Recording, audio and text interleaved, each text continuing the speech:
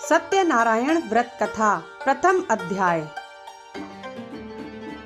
एक बार नैमिषारण्य तीर्थ में शौनकादि 88,000 ऋषियों ने श्री सूत जी से पूछा, हे प्रभु, इस कलयुग में वेद विद्या रहित मनुष्यों को प्रभु भक्ति किस प्रकार मिलेगी तथा उनका उद्धार कैसे होगा।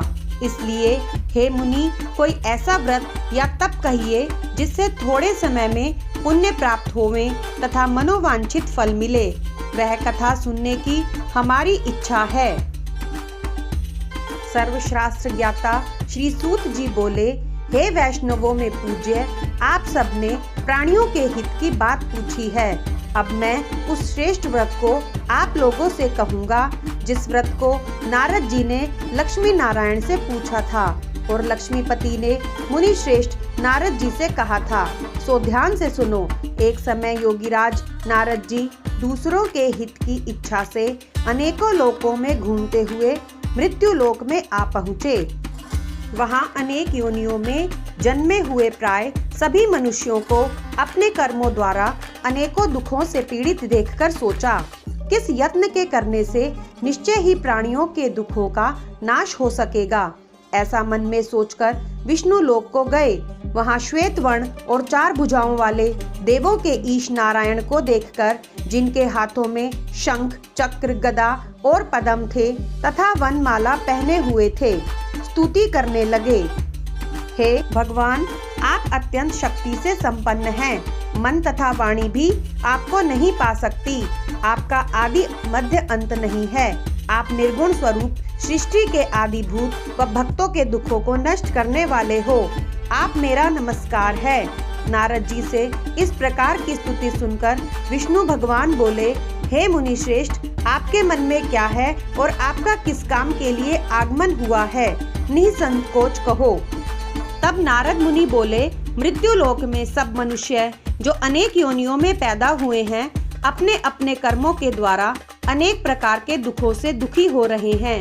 हे नाथ, मुझ पर दया रखते हो तो बतलाइए कि उन मनुष्यों के सब दुख थोड़े ही प्रयत्न से कैसे दूर हो सकते हैं। श्री भगवान जी बोले, हे नारद, मनुष्यों की भलाई के लिए तुमने बहुत अच्छी बात पूछी है। जिस काम के करने से मनुष्य मोह से छूट जाता है वह मैं कहता हूँ, सुनो। बहुत पुण्य देने वाला स्वर्ग तथा मृत्यु लोक दोनों में दुर्लभ एक उत्तम व्रत है। आज मैं प्रेमवश होकर तुमसे कहता हूँ। सत्यनारायण भगवान का यह व्रत अच्छी तरह विधि पूर्वक करके मनुष्य आयुर्पर्यंत यहाँ सुख भोग कर मरने पर मोक्ष को प्राप्त होता है। श्री भगवान के वचन सुनकर नारद मुनि बोले, यह व्रत का फल क्या है, क्या विधान है और किसे यह व्रत करना चाहिए और किस दिन यह व्रत करना चाहिए, विस्तार से कहिए।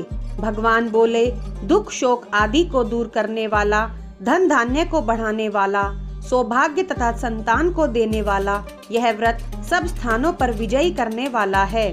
भक्ति और श्रद्धा के साथ किसी भी दिन मनुष्य श्री सत्यनारायण की प्रातःकाल के समय ब्राह्मणों और बंधुओं के साथ धर्म पारायण होकर के पूजा करे।